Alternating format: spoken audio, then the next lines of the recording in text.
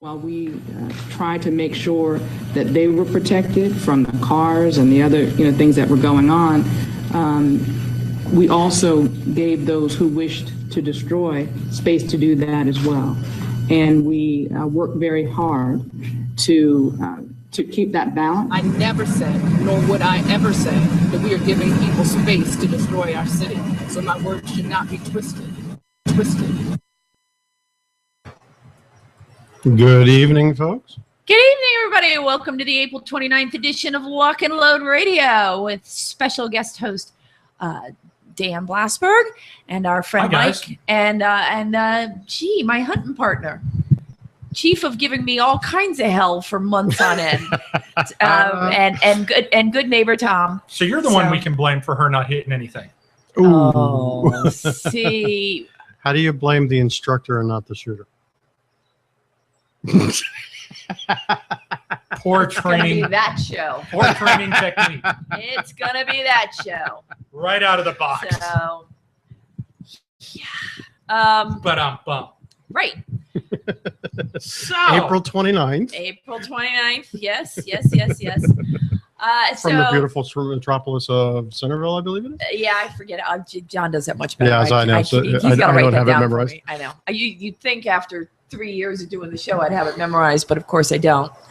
In the vast wasteland that is.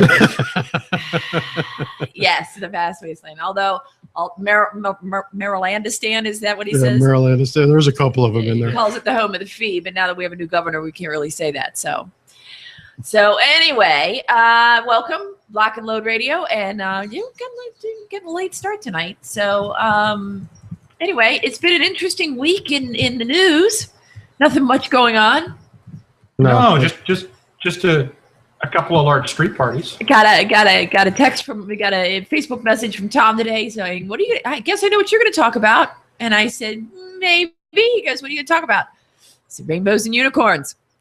So, because apparently that's what Stephanie Rawlings Blake thinks is what's going on. I'm sorry. Yeah. So let me take a step away. Yes. Since I've been told by a certain agency that we are considered public officials, whether we are on duty or off duty, and I have to watch what I say. You guys could chat away. I will step out for a little bit and come back when you're done. Okay. All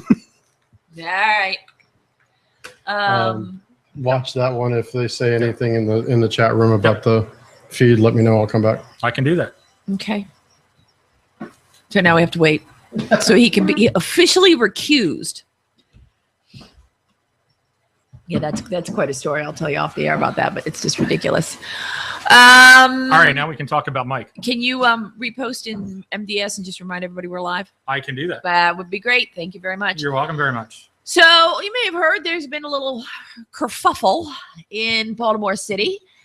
And you heard at the opening of the show, the Fox News video where they in context cut her remarks were about giving them space to destroy things, and then now she's trying to walk it back, and the media took this out of context. They're deliberately doing that. I mean, I couldn't believe it. I could not believe it when I actually watched her try to walk that back, and I was just like, are you kidding me? It was a valiant attempt for her to try and walk it back. It was failed, but it was a valiant attempt. I don't think we're done. Friday's not here yet. I don't think we're going to be done until she thinks she's successful. John and Lily have arrived. Woohoo. You hear the puppy? I heard the puppy. Yeah. I heard the puppy's in trouble. Yes, the puppy is in trouble. I blame the breeder, though. Well, the breeder. The trainer. Yeah. There we go. Right. Well, this is liberal land. We don't take responsibility for ourselves. I'm surprised you don't live in Sandtown. This is Maryland. I don't know what Sandtown is, but that's where all that was going on. Yes. Oh, I just knew it was Pennsylvania. So yeah. So she's trying to walk it back. She's already. I saw an article. And I hope I have it. Yes, I saw an article on a blog called Baltimore Brew entitled "Mayor Takes a Swipe at Hogan's Inexperience, Defends the Timing of Her Request for Troops." Well, I've been watching Channel 11. I'm a little bit partial to some of the reporters over there because I know them. And they actually did a decent job. Yeah, they did. They did. But Jane Miller was like, she was like a pit bull with this whole, giving them room and not calling the governor in time and stuff like that. And she just wanted to ask the question. And yesterday's press conference that I saw was at the five, I guess around 5 o'clock. I don't quite remember. She surrounded herself with community leaders who are known supporters to her and would take no questions. Now, apparently at 6:22 tonight, an article was posted on Baltimore Brew, and you got to love this. So they explain the situation, and they explain that Hogan said, including about 2,000 guardsmen within about 30 seconds. Yesterday, he moved the governor's office to Baltimore, camping out. He informed the press until he makes sure that Baltimore is safe and cleaned up. And if you are following Hogan on Facebook, you can see that, in point of fact, his staff is in Baltimore. I mean, they really are camped out there. So at a City Hall press conference today, she had some words. She attributed Hogan's eagerness to send troops to Baltimore as early as Saturday because he opened the emergency center to be ready. Some degree of insight, apparently, as early as Saturday, to the anxiety of someone who has not been confronted by the multiple crises that she has had during her 5 years as mayor. I quote, "I know that he's a new executive of anything, so I can understand that anxiety. I've been tested," she continued, adding, "I am not going to second guess what he was thinking. It would have been nice to have the same courtesy from him." I had to stop right there. I got words about that. Okay. The man, when everybody asked him to comment on why the mayor made those decisions, threw it back to her. He could have thrown her under the bus. He could have said a lot of things. He said, "I want to deal with I want to deal with peace in Baltimore. That's what I want to deal with now." He had multiple opportunities to throw her under the bus from various news organizations. Oh my God. So and he was and probably the most apparent of that was the CNN interview by Lemon at freaking midnight Monday night, where he kept egging him on. That's the one where they both walked off. And really? Lemon accused them of that. And Lemon accused them of being touchy.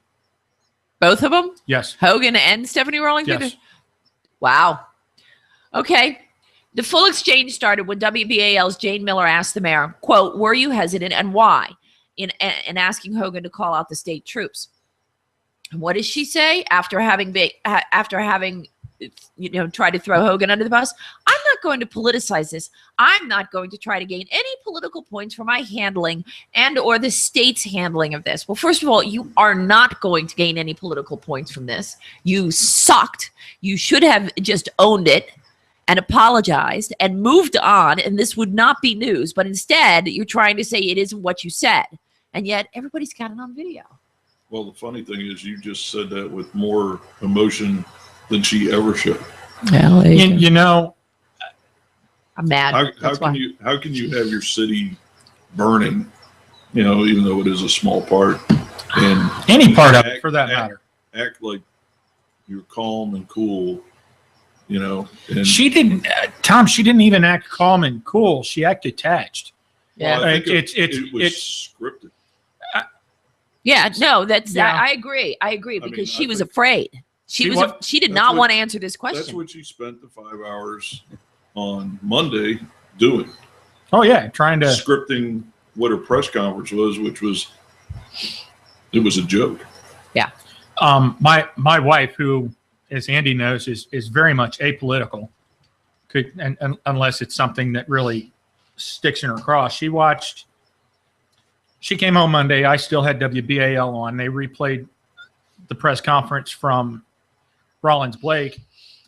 And the first comments from my wife were, "Wow, there really wasn't any passion in her voice and there wasn't any life in her eyes."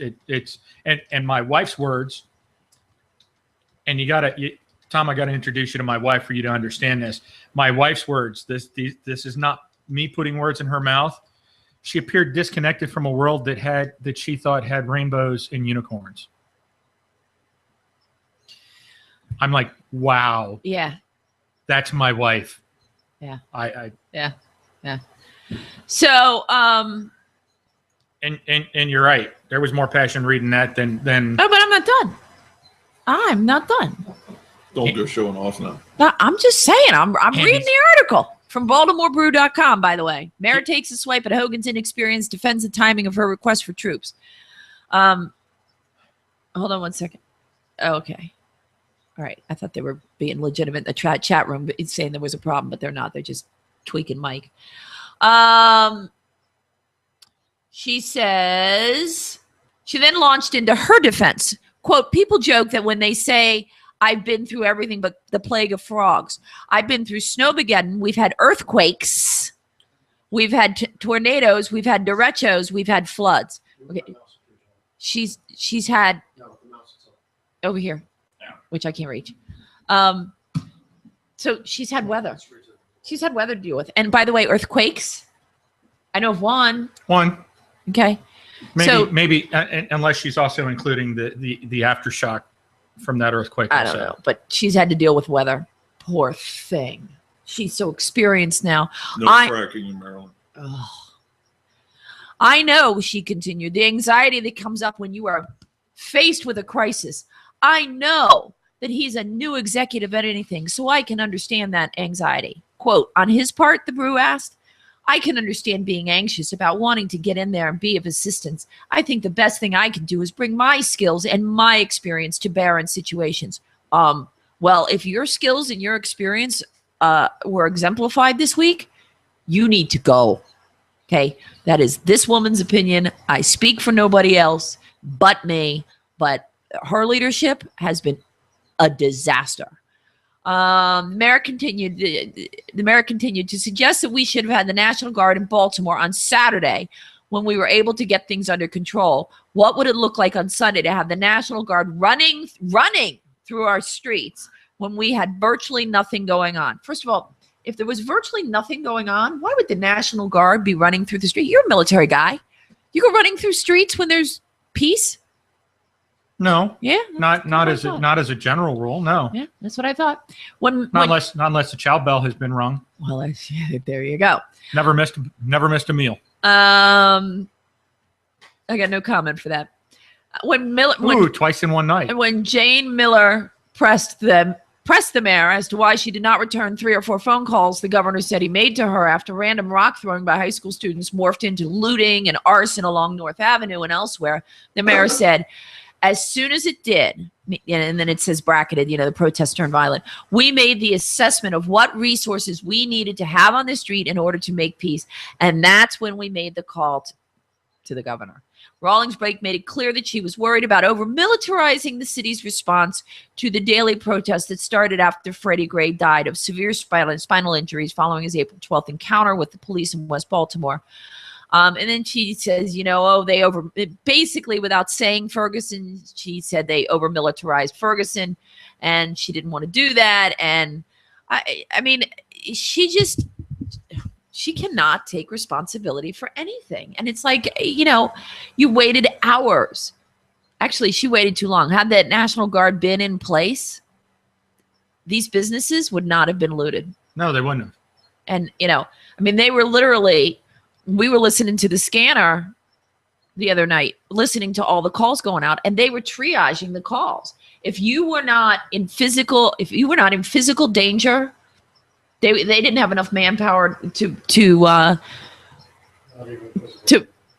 didn't have physical manpower. What? If you were not in danger of losing your life, then they were, they were just blowing it off. So buildings that were, being looted and this and that and the other thing, they didn't have a choice. They didn't have people to respond. Well, so it takes time. I saw a lot of police. Yeah. I saw a lot. They weren't doing anything. So who gave the order for them to stand down and not engage?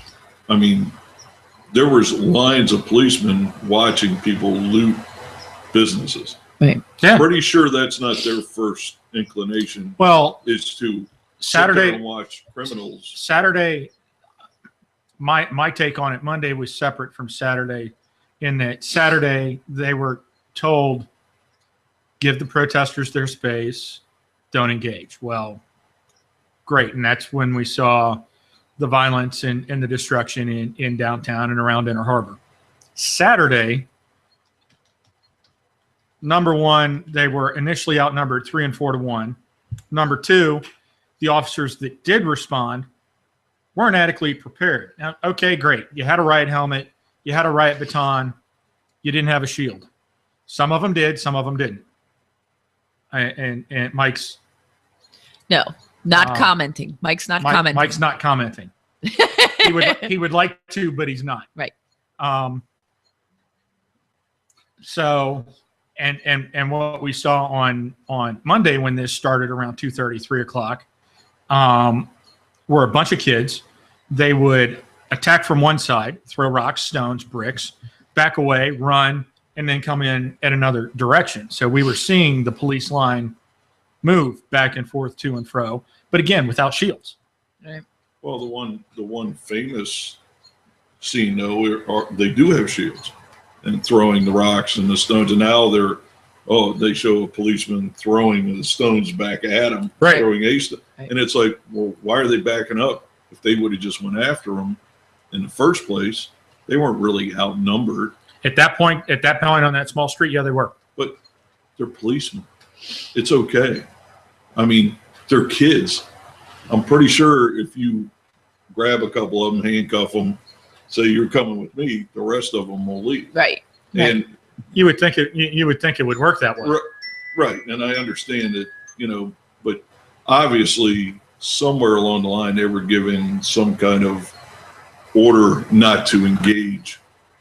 And, then it just kind of spiraled from there on. I'm getting a text from your wife. Obviously, she's not watching. No. Hi, No. Gun Bunny. How are you? So, yeah, she wants to know if you're at my house. I said, yep, he's on the show. Apparently you're missing texts. I would assume. I don't know.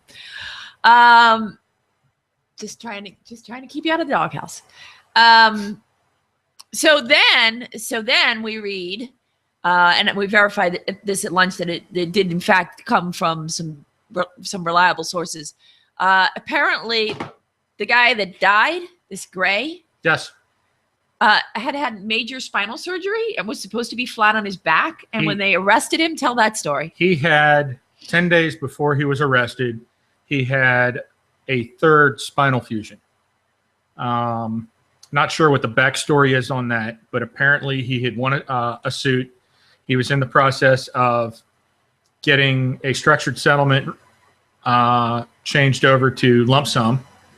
Long story short, police saw him. They made eye contact. He ran. Well, okay, you're a police officer. You see a guy that sees you and he turns and runs. What are you going to do? And a known criminal. Correct. Known felon, known drug manufacturer. So they chase after him. They catch up with him. If you look at the cell phone video that's out there of the arrest, when they finally put the cuffs on him, look at the angle of his legs. His legs are splayed in such a way that they're non-functional.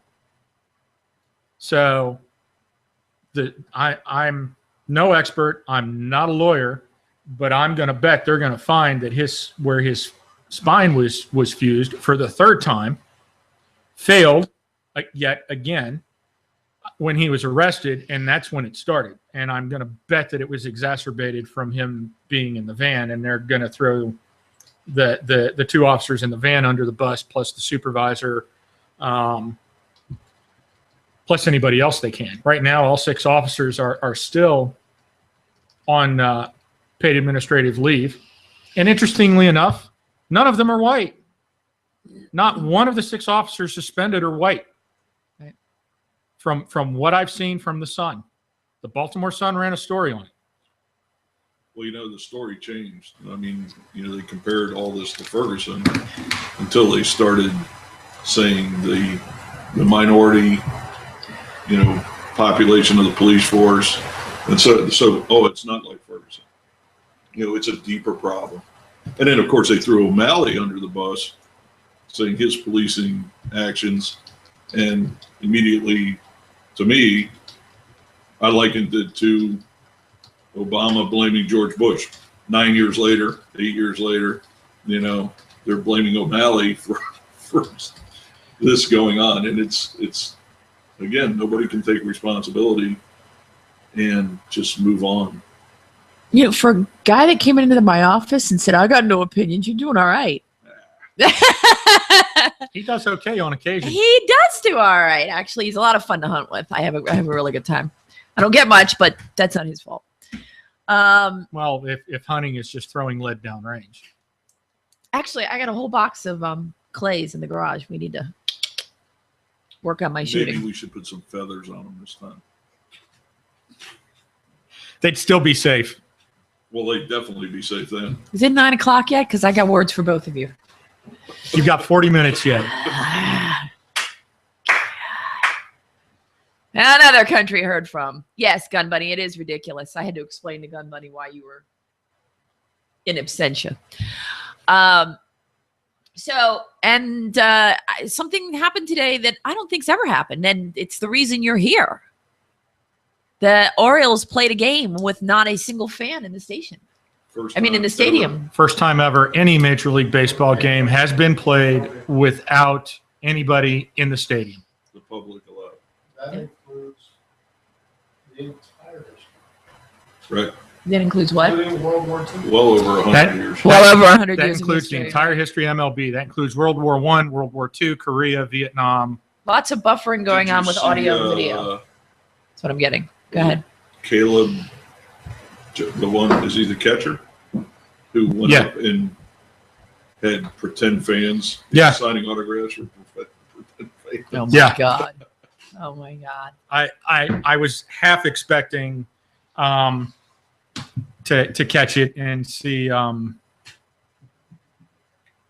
and see cutout fans in the stands. A couple of my friends went and stood outside the park because I saw them checking in on Facebook and just was like, we're here in solidarity with Baltimore Royals and this and that and the other. That was kind of nice. Well, so. and the reason I wanted to go. Did we win, by the way? Does anybody know? Yes, we did. No. There you go. Yeah, they need to play without a crowd more often, apparently. 2 hours and 35 minutes. I will be going to the May 28th single access doubleheader because there's a young man. What does that mean, single access? You only need one ticket. You get to go to both games. Oh. Whereas normally, if it's a doubleheader, you need a ticket for each game. So one ticket gets you into both games on the 28th. Oh, that's nice. There's a young man that plays for the White Sox that is from my hometown. He was actually born the week before I graduated high school, and thus his mom was not able to come to my graduation. And I blame him squarely for that every time I see him. Yeah, I will. If you guys are having any problems with the audio video, let us know. I know Frogman said there's lots of buffering going on, but I need as much information as I can get. So just let me know. Did you read paperwork? John I know who paperwork Angelos? Mm-mm. His comments on the. No, I haven't seen his comments yet on it. Peter Angelos? Son. His son. His What son. did he say? I heard something on the news, but I That forgot what it was. Monday, I believe. So it was right in the heat. And, it was coming from somebody who has I'd say a defense attorney background. Well, you think? Yeah. You think? Yeah. Winners and losers so far. We won't know. We can't really project final winners and losers out of this disaster. Come on. Speculate. Until. So Rawlings Blake, loser. Yeah. Larry Hogan, winner. Winner. Well, here's the other thing. Up until last night, I would have said Senator Pugh, too. She's a Senate Majority Leader. And she was walking arm in arm with Larry Hogan. They were working together. This and the other thing. She had all the right answers. I was thinking, wonder where she's going to go because, she was really doing a great job. And then last night on Fox News is the only place I could get what was going on in Baltimore after the regular primetime shows started was to watch the national Fox News. And she walked up to Geraldo, who is not my favorite person. Okay.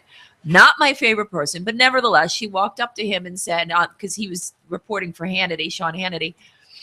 What an awesome combination that is. Well, he was reporting, and she said, "You all need to back up and you need to turn your lights off because it's all these lights that are creating the problem. These people are here because of the lights." And I'm thinking, what are these people, fireflies? I think what she said they is are probably true. It's the camera. And I'm not sure I agree with that. It incites it after the fact, Maybe a little bit. If everybody turns all the cameras off. So you think you honestly believe that if there had been zero press on the street, they would all just gone to bed? Most of them, yes. No, I think that there's something to be gained. I mean, did you see some of the interviews with the people obviously showing off? When the guy from Fox, and the guy did a great job, he was on North Avenue in Fulton.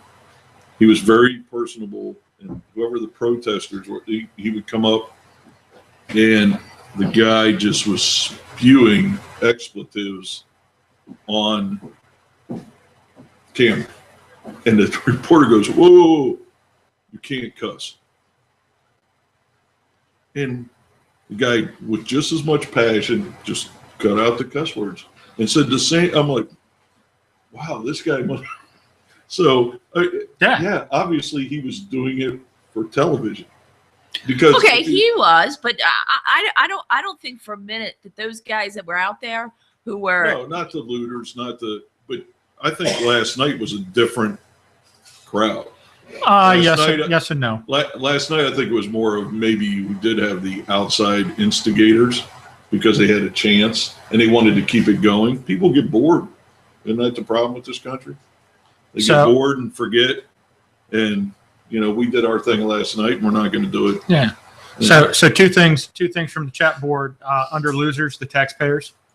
Yeah, boy. Thank you, Frog. The truth. Yeah. And Gun Bunny makes a very valid point. Same principle behind not announcing the names of mass shooters. Don't give them the fame they want. Don't give them the time. So I agree with that, and it's the same idea. Okay, we reported on it Monday. We're done. See you later. And away they go. Which leaves them nothing to get drawn to on Tuesday. It gives them nothing to get drawn to tonight. It will give them nothing to get drawn to tomorrow. I guess we'll find out. Now, Friday, unfortunately, we'll see how that goes because that's when the coroner's report's supposed to come out. Oh, boy. And then is Sharpton still planning on being here? Sharpton's already here.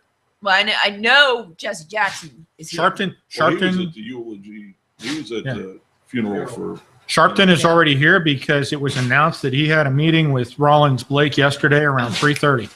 That reminds me, we got one other related story. But what up? Batts has already said there might be a delay in the report. He said that last week. And Al Sharpton stuck his nose in and said, that's completely and totally unacceptable. It should be available today. My comments to Mr. Sharpton and any of his followers, great. Go to college. Get a freaking degree as a coroner, step up and be the coroner for the entire state of Maryland and do the job. If you can do that, then you can open your trap about when such a report should be due or not.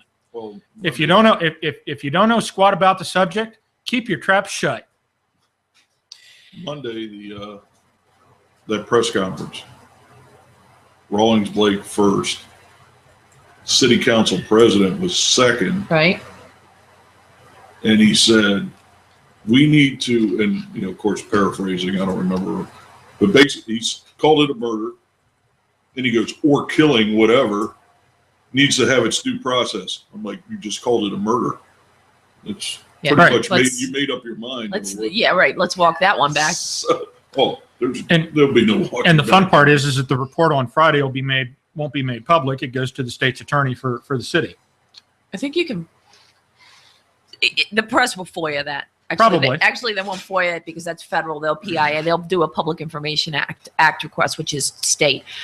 The other story I want to talk about before Mike comes back is I've been getting reports, and now I'm seeing it crop up on Facebook. And I don't have any evidence of this, but I've heard the story enough that I believe it to be true.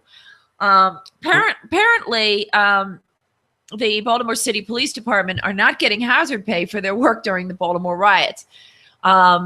Somebody just explained to me that, well, it might be because the state declared a state of emergency and the city didn't, and since they're paid by the city, blah, blah, blah.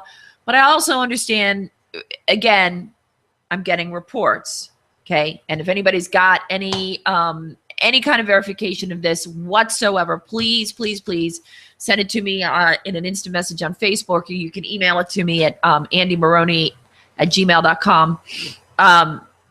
But I'm also getting reports that that their overtime slips are getting thrown in the trash. So, I mean, these guys are working their butts off and pulling 12, 15-hour days and, putting their lives on the line to protect the citizens of Baltimore. And the good mayor can't be bothered to pay them what she owes them. And she's going to say, well, I don't have any documentation. Well, right. So if anybody's got any evidence of that, I would love, love, love to have it. Sounds like somebody needs to go dumpster diving. But if they shred it. That would be shameful. Yes, it would. I got tape. I'm good at jigsaw puzzles.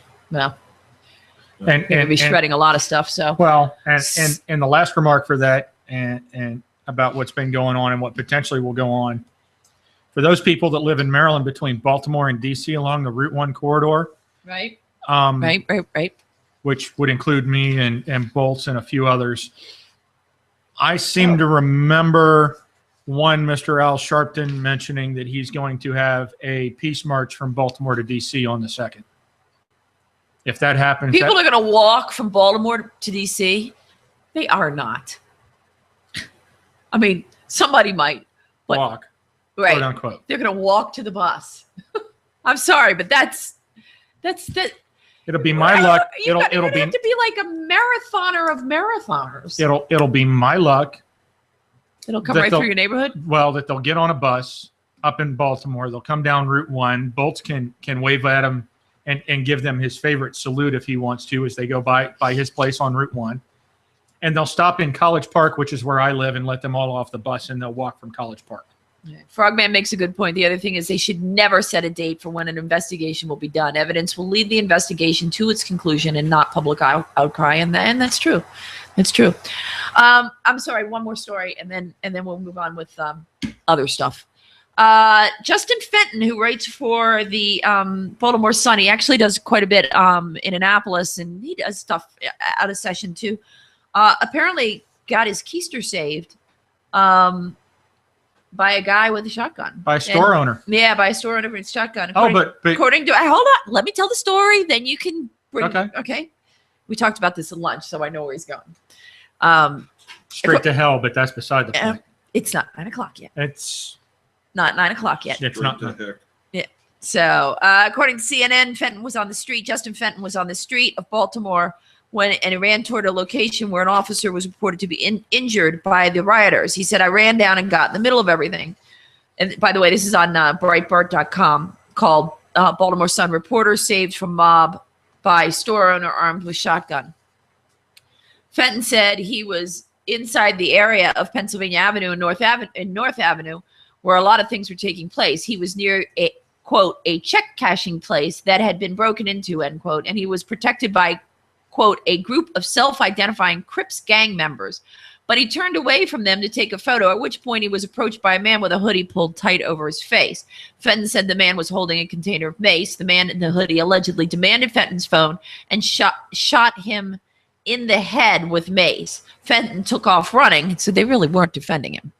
Fenton took off running and made it to a store where he's protected by a business owner who was guarding his property with a shotgun. Justin Fenton has a tweet out, and a picture from earlier, man guarding business on North Pennsylvania Avenue with shotgun. So it's gonna be hard to walk that one back. But you tell me, reported to me at lunch that he's already trying to walk that back. He's already changed his Twitter remarks that never happened. Well, It was he changed it to say that it was gang members that encircled him and protected him from the riotous crowd. It wasn't a store owner with a shotgun. it's really good. Maybe he and Stephanie Rawlings Blake went to the same PR school. Well, they might have the same PIO. Which would be the Baltimore Sun. There you go. All right. Bada bing. Anything else on the riots? Not before 9 o'clock. What riots? Okay. All right. So no, Okay. You can come back now. Mr. Producer. All right. So Gun Bunny is in and out of the house. And as soon as Mike gets settled, I sent Gun Bunny a phone number that she should be calling as soon as we get Mike settled. So give him 5 minutes and text him, call him, whatever. So what else we got? Go. I've been talking too much. Go. What? Well, now that I'm sitting back down.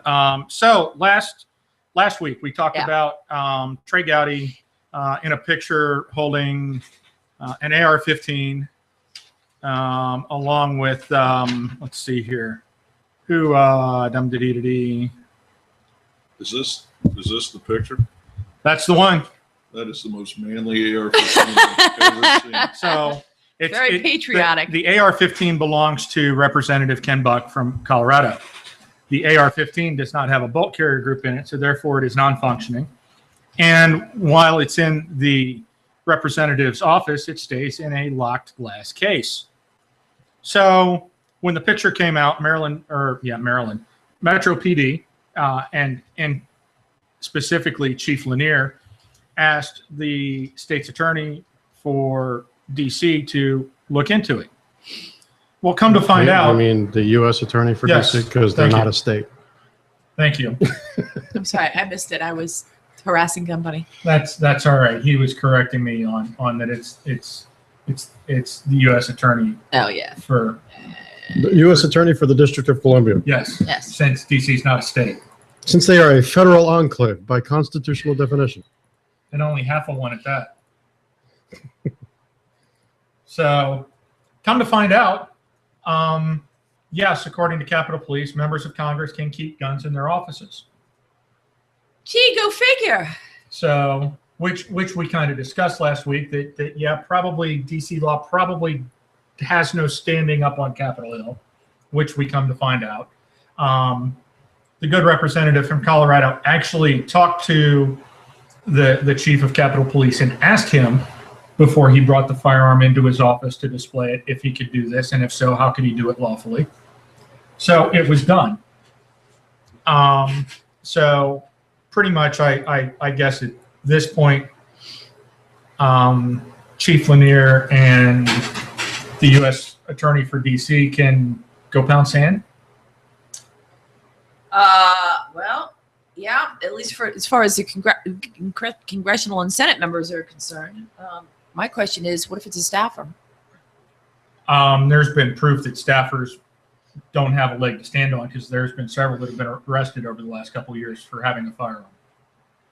Capitol Police have arrested them and then turned them over to MPD.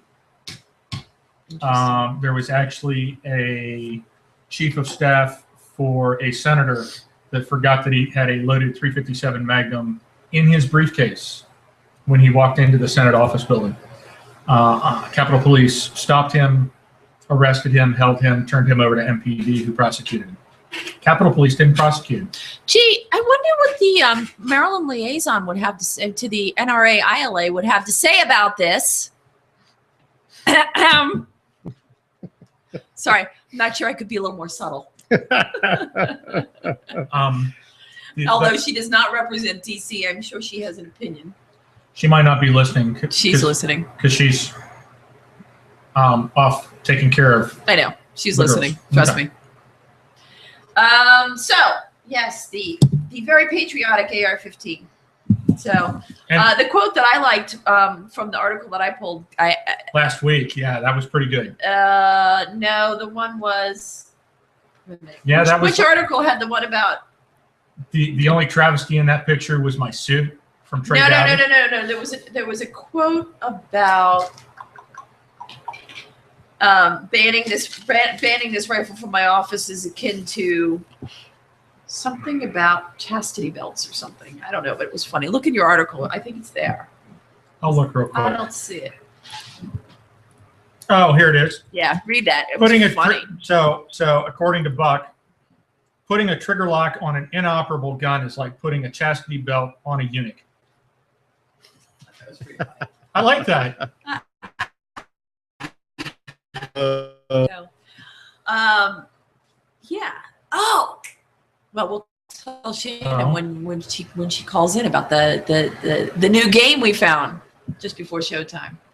If she'd ever call in.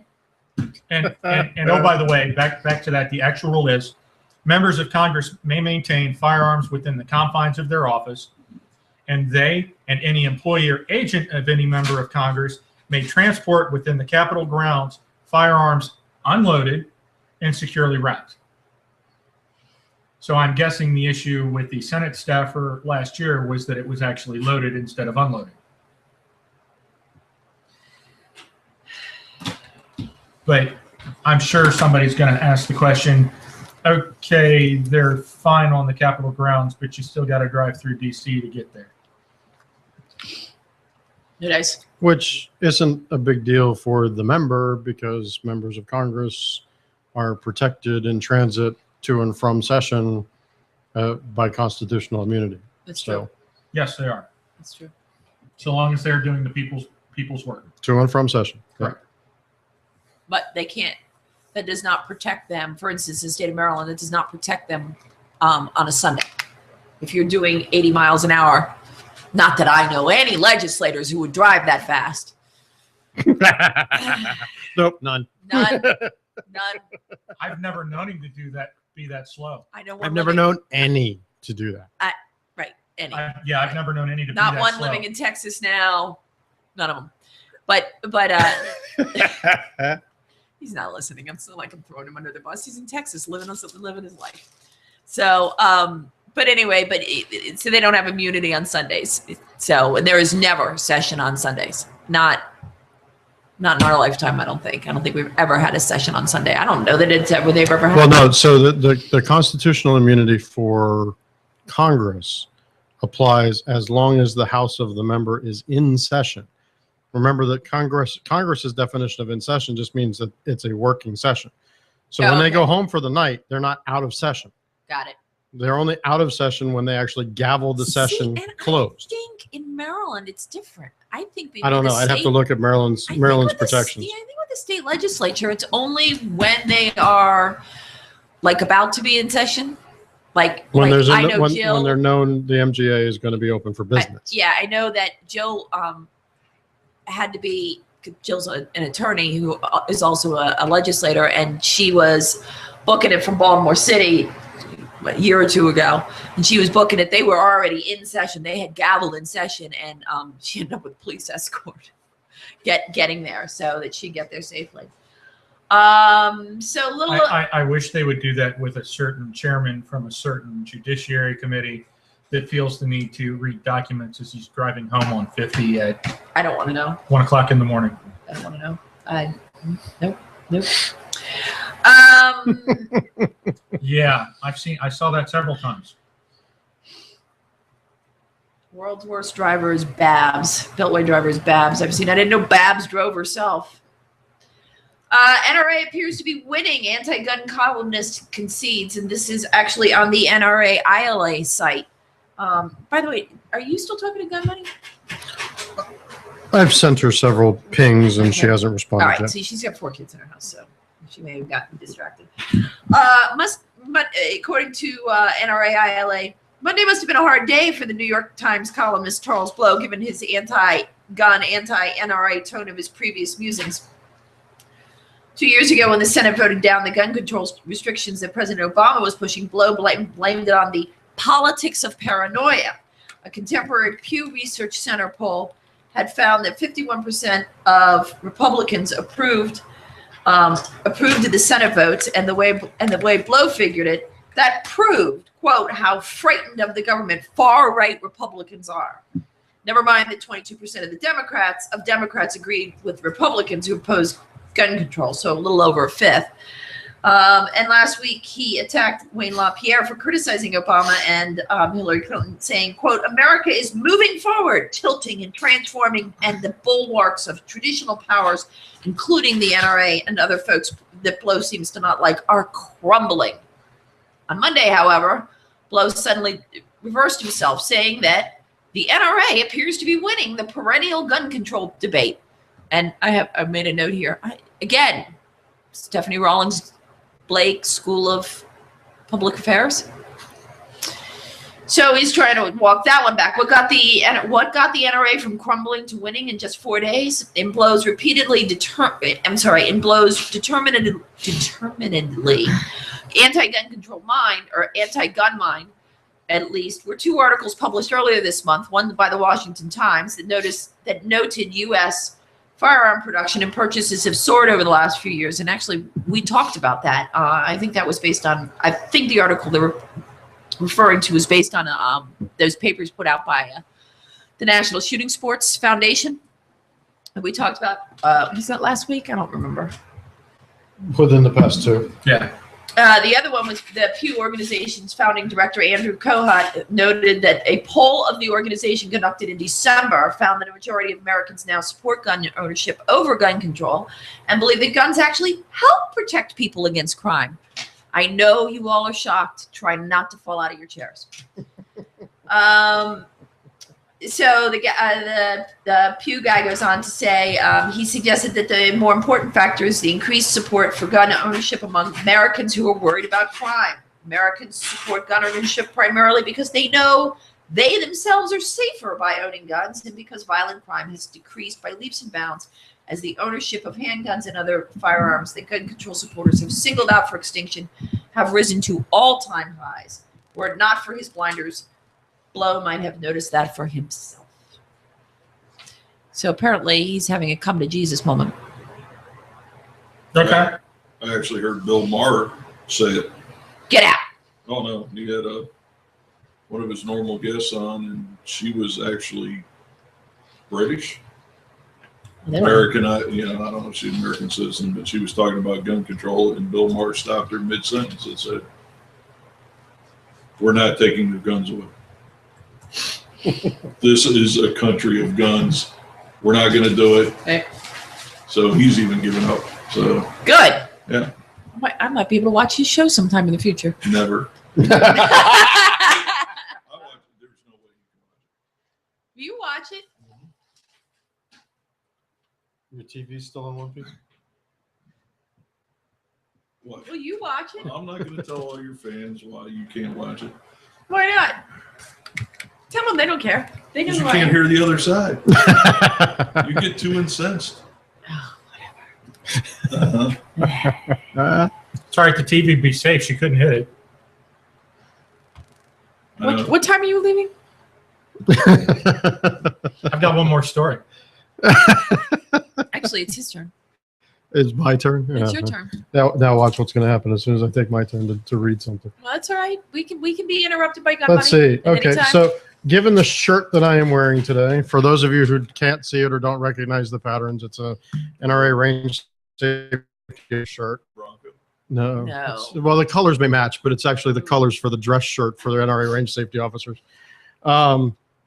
So from Bearing Arms, from BearingArms.com, woman shoots herself after catching hot brass down shirt. 55-year-old woman in McHenry, Illinois, found this out the hard way on Monday and then compounded the error by completely losing her composure. So while shooting a pistol, hot round of brass goes down the front of the shirt. What does she do? Hops around. What does she do later? As she's hopping around, pulls the trigger. Round to her leg. Gee, what's the first thing we tell everybody? Finger off the trigger until you're ready to shoot. Yeah.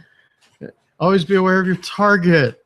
and what's beyond it. Keep it pointed downrange. Keep the firearm pointed downrange at all Treat a times. gun as if it's So loaded. every single firearm safety rule broken, and I am not a certified instructor yet. Hopefully get that worked on at some point here in the near future. But I do teach some people, friends and family that are close to me, and others that are kind of from part of that extended group. And one of the first things I will comment on everybody going there, I wear polo shirts almost all the time when I'm not in a button-down shirt for work.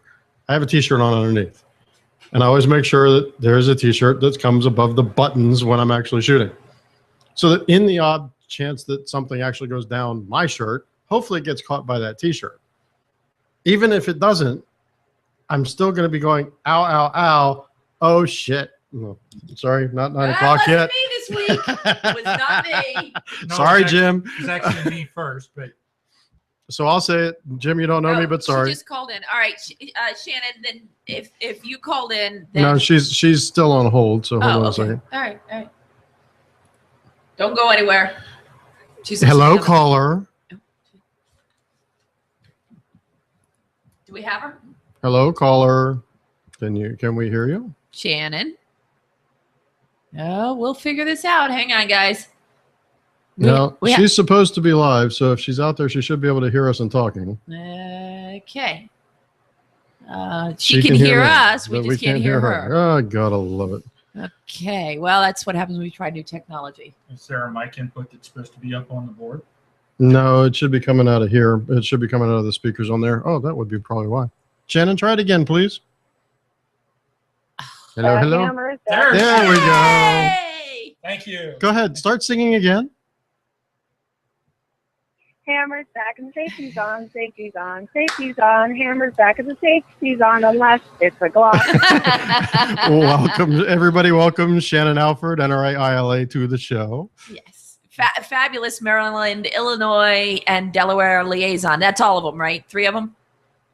No, Oklahoma, Yes, too. that is true. And I just wanted to point out that every woman I invite to come shooting, or every woman who ever asks me for any advice about shooting, after the first 3 basic safety rules, I follow up with the 4th safety rule, which is don't show your cleavage at the range. Yep. Because you're going to get hot wrap down your shirt. It's going to happen. Been there, done that. Managed not to shoot myself. So I'm a guy. It's gone down my shirt before. You it's showed not your pleasant. cleavage at the. Well, Just saying. I actually once got a piece of hot brass stuck between my face and my safety glasses. Oh, yeah. Actually. There's a reason why I also wear a ball cap when I'm shooting. So. Oh, yeah. No, I can't do that. It's too hot. It's too damn hot. So, by the way, Shannon, I should tell you, Dan's here, and my hunting buddy Tom is here. So, and I know you've been over to Tom's house. So, see you. Okay. Well, I didn't know if you were just. It is possible you were just listening. You do have things going on in your house. So, so what's new, woman? I don't know. You tell me. I haven't been listening for the last 20 minutes while the littlest activists were demanding more stories. The baby activist has No, the same she said the birthday. little. Oh. That's why she's the baby activist. Are they all down now? More or less. Well, they're confined to their room. Yeah, been there, done that. So we were talking about Trey Gowdy and how he's now allowed to have his gun in DC, and we were also talking about the. Oh, wait a minute! I gotta pull it out. It's not 9 o'clock yet. The New York Times columnist. Actually, Mike pulled it up for me. The NRA ILA had an article about the New York Times columnist. I think his name is Charles Blow, who basically ate crow. He was anti-gun, and that and that the gun control movement was going forward, and then all of a sudden, I don't know if you read it or not. I know you have a lot to keep up with, and now all of a sudden he's retracting his words. It's a problem. Well, the NRA does believe in rehabilitation. I say it all the time to elected officials, so I suppose it also applies to New York Times columnists. Good luck with People can learn. that. Sometimes you can teach them. They can be taught. Can be taught. Sometimes it requires Unfortunately, it doesn't hammers. look like the same effect is going to occur to our good friend Justin Fenton. Yeah, we talked about Justin Fenton. La la la la Yeah, la. right. We're not going to talk about that because we're done with the riots because Mike's back on the air and Mike can make absolutely no comment about anything related to the riots. Okay. I wanted to ask you. I just had a question. Oh, why don't you talk about the legislation that passed? In Maryland, yes. Well, yeah. We ended our year in the black. Woohoo! We expected to have a bill signed this week, but it's probably going to be moved forward to the next bill signing date. But we have two bills that we expect to get signed. The first is, and Tom will be very excited, the waterfowl strict liability bill. Now, what this does, and I think we talked about it on the show once before, but right now, if you are waterfowl hunting, and there is bait present, or there was bait present in the previous couple of days, whether or not you knew about it, whether or not you put it there, you are liable. You will be charged. You are guilty of baiting. You do not even have an opportunity to provide a defense. You are guilty on the spot. That's called strict liability. That used to be the standard federally for baiting of waterfowl. President Clinton actually signed legislation that changed that to a standard that requires that you actually have knowledge of the bait being present. And Maryland did not change when the federal law did, and we were able to get that changed this year. So moving forward, next waterfowl season, you actually have to be aware that there was bait present in the field in order to be charged with bait. And so they have to prove that you were aware. Yeah. Just clarifying. You will actually have an opportunity to provide for your own defense. Innocent until proven guilty as opposed to the other way around. And then the other piece of legislation, which is the 2A community and NRA have been working on for a long time, is the shell casing law. The law that requires that the firearms sold in Maryland come with 2 spent shell casings to be forwarded to MSP for inclusion into a database has been repealed. The program was defunded 10 years ago, but the requirement was still on the books. So we really looked at this as it's just a cleanup. It's just an administrative cleanup. There's no money in the program. The software never works. The state of Maryland actually sued the software company and received a judgment because their software totally didn't work. And so we've finally managed to get that law stricken from the books. So once that's signed, manufacturers will no longer have to include those spent shell casings, and the cost will no longer be passed on to the consumer. Yay! Oh, my FFL is so sad. And that also means there'll be more dealers available for handguns. Why is your FFL going to be so sad? He charge you like $50 to turn in if he has to shoot them and turn them in, because not all guns came with the 2. No, they don't. Right? Yeah, so it was a nice little racket for him, which I don't blame him. I mean, they've been getting screwed over anyway. So,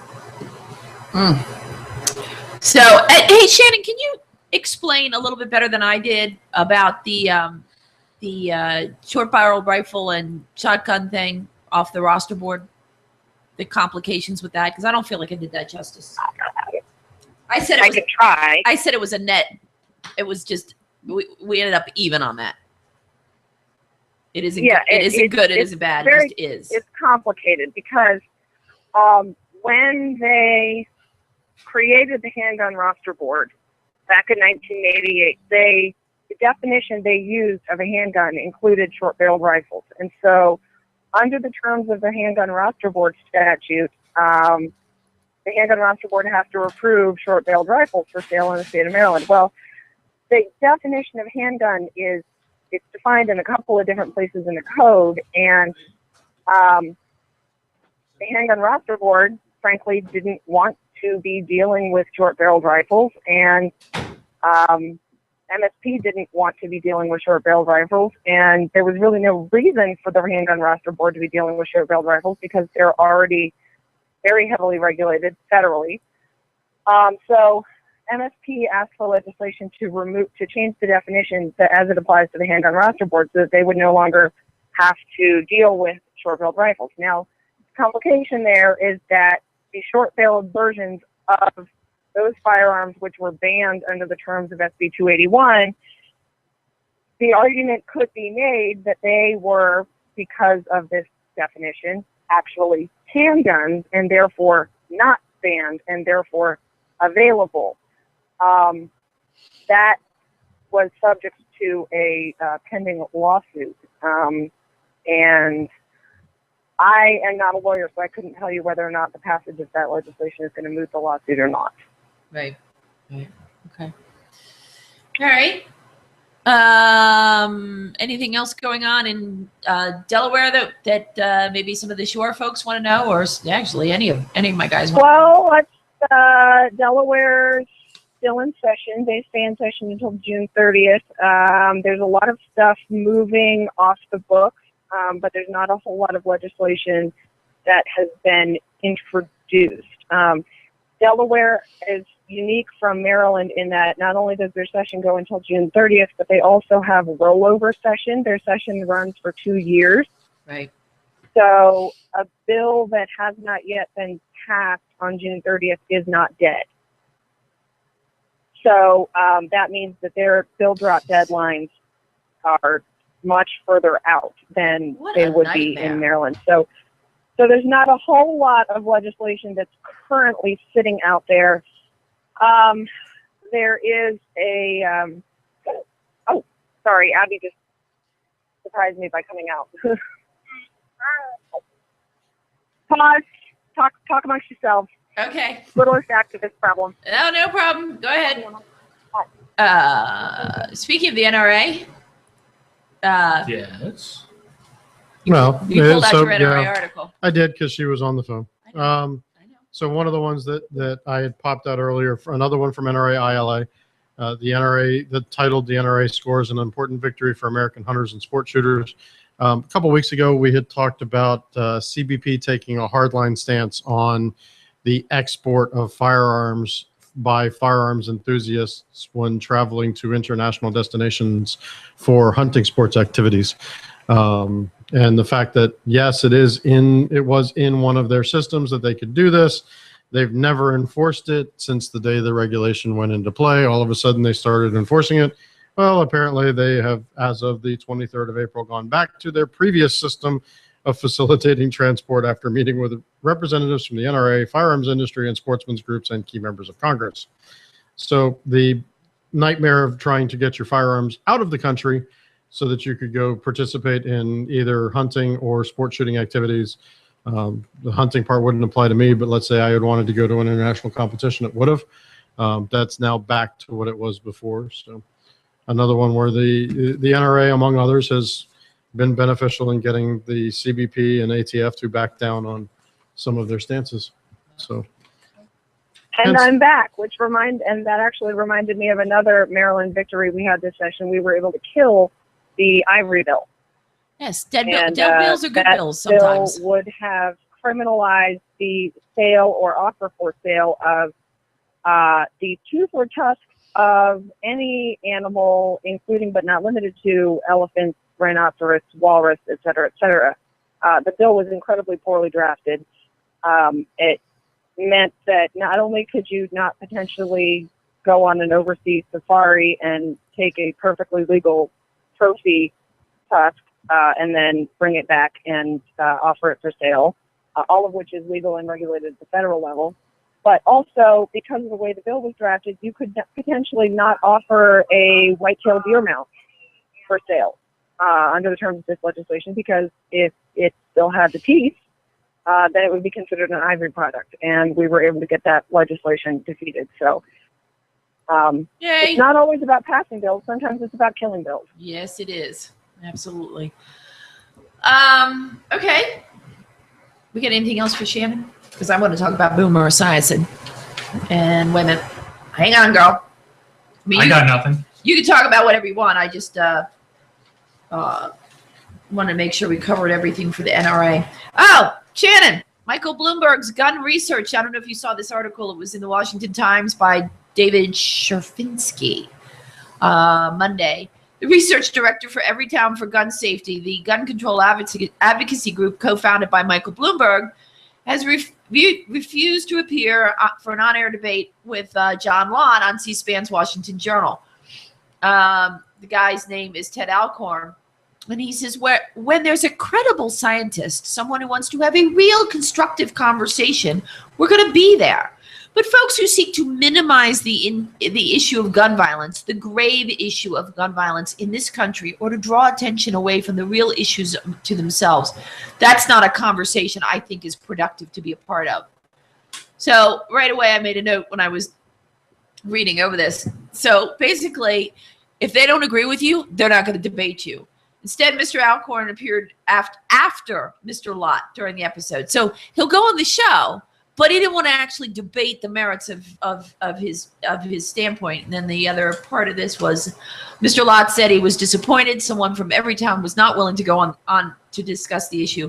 And he said they continually refuse to appear at the same time. Mr. Lott said there are now more stories about defensive gun use, which I know that the NRA has spent decades publishing in their magazines. The people are catching up to research on the issue, and the predictions of gun control advocates have not come to pass. Mr. Alcorn questioned the wording of the poll and said it set up a false dichotomy. They were talking about the hold on one second. They were talking about the Pew Research Center poll. So Pew Research Center is apparently only good when they want to buy off on it. Yes, what? No, I was just going to say, clearly the only legitimate research that they believe should be publicized is that performed by the Bloomberg School for Public Health at Johns Hopkins University. Or the Violence Policy Center.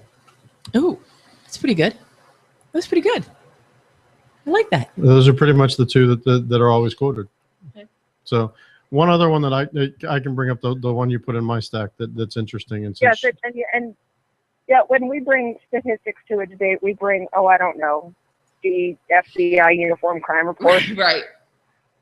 Yeah, gotta love it when the other side will not debate published statistics from a government organization, but will report statistics based upon anecdotal evidence, their own research into stuff, and then completely ignore or mischaracterize the government's release data. So one more, the last one that was in my stack. Yes. I can't remember which case this is because it's kind of cut off in here. The Seventh Circuit ruling on ban on assault weapons. So I gotta love this one. It's the Seventh Circuit. Which one was this one? Highland Park, Freeland versus Highland Park. Yep. Yes, Freeland versus Highland Park. So the lovely statement in here. I found it. I always find it interesting when the dissent is longer than the opinion. And in this particular case, Judge Mannion's dissent was 13 pages out of a 26-page publishing, which was kind of interesting. But the case is affirmed, and one of the it was the Friedman that brought the case up to the Seventh Circuit and an appeal of the local district's opinion. So this is one where we, if we want to look at it from the 2A community's perspective, we lost. And they affirmed the decision. And one of the nice quotes from this, if a ban, the majority opinion, if a ban on semi-automatic guns and large capacity magazines reduces the perceived risk from a mass shooting and makes the public feel safer as a result, that's a substantial benefit. The two justices out of three that authored the majority opinion and I looked through this. There was nothing in the majority opinion that decided a statement of scrutiny. Whether I'm not a lawyer. I don't think any of us on this show today are lawyers. But some of the I'm pretty sure education, you know that. yes, but some of the education that we've received, I'm just saying it for the benefit of the audience. Yes, dear. Some of the education that we've received from various forums, various people that we know, and in some cases the jobs that people work. Three main categories of scrutiny that they're supposed to use when you're talking about a right, whether it's rational basis as the lowest form, intermediate scrutiny, or strict scrutiny.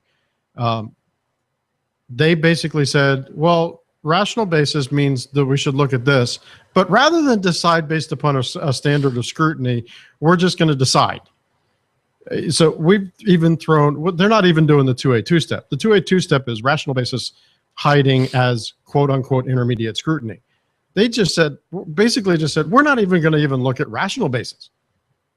As far as the opinion, when I read through it, it basically reads, I don't care.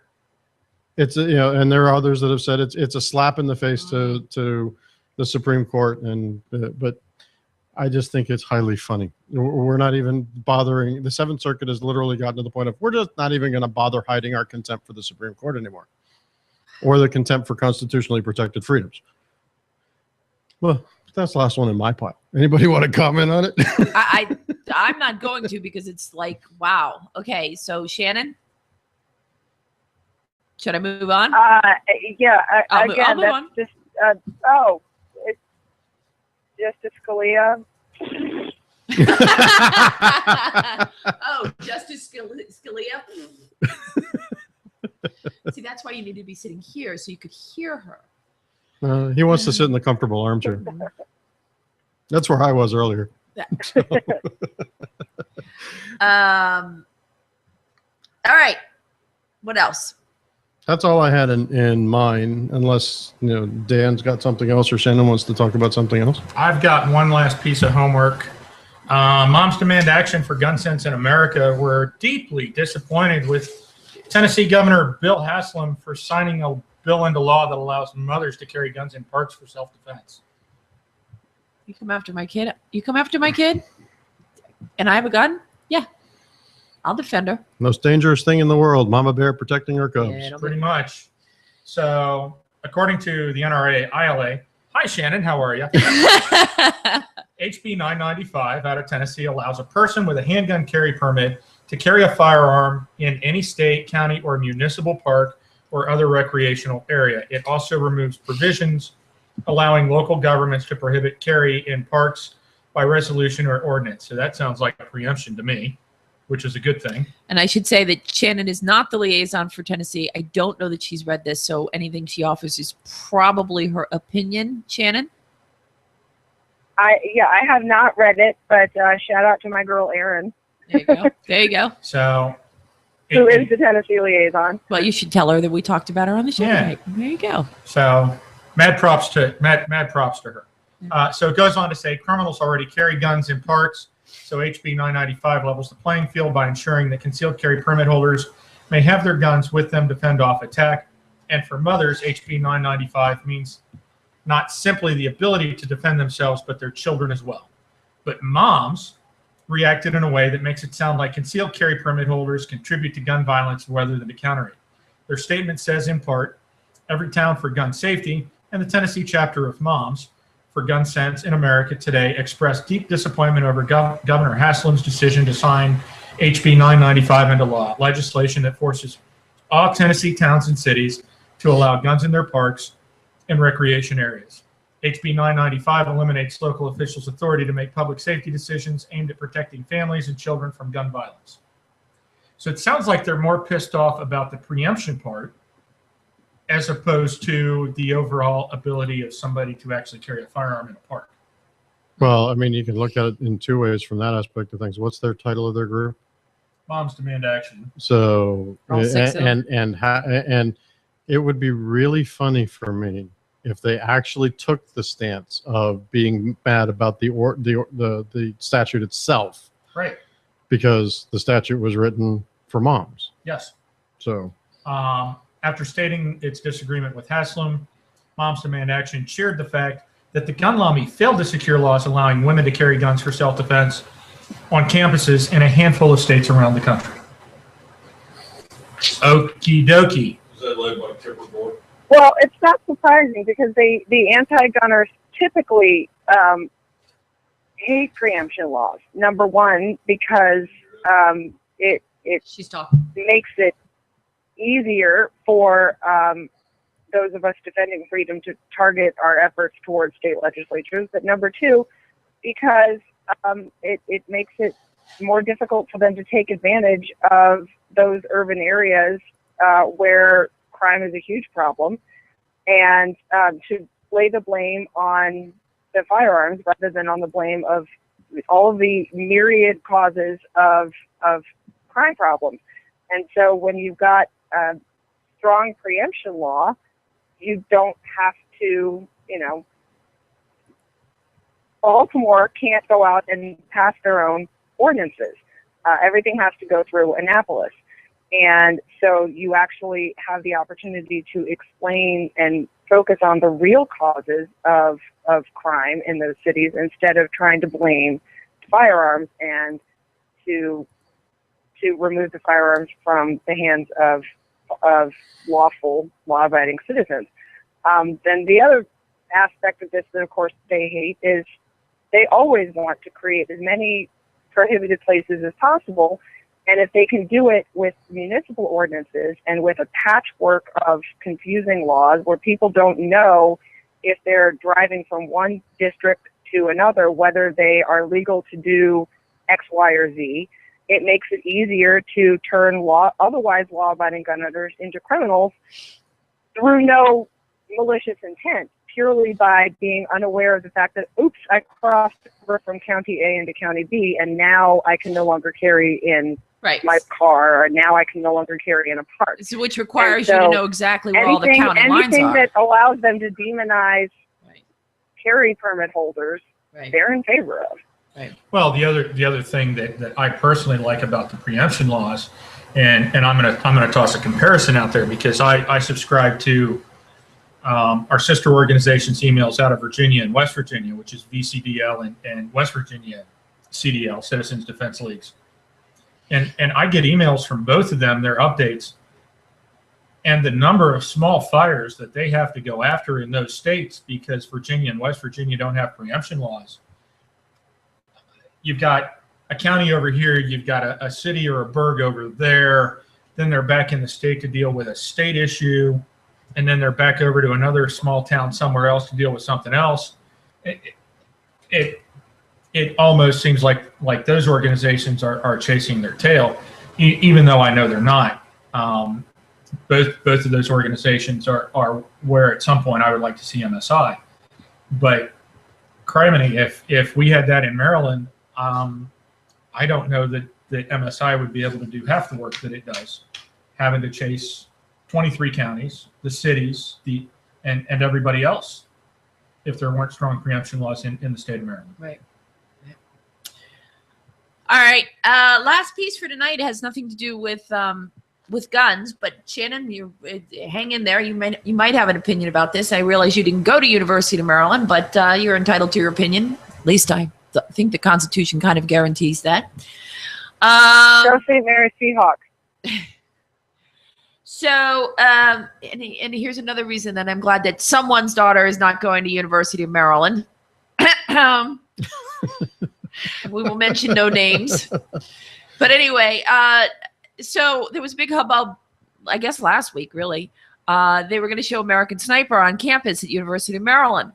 And a couple of student groups had a conniption about it, so they've now postponed it indefinitely. Basically, what do you mean, no? Go ahead and finish. Okay. There's an update. Oh, there's an update. Excellent. There's an update. Well, the reason I brought this up is because Boomer Esiason, former NFL quarterback, current radio host, said he's cutting off the University of Maryland, where he played during his college career after its decision to cancel the screening.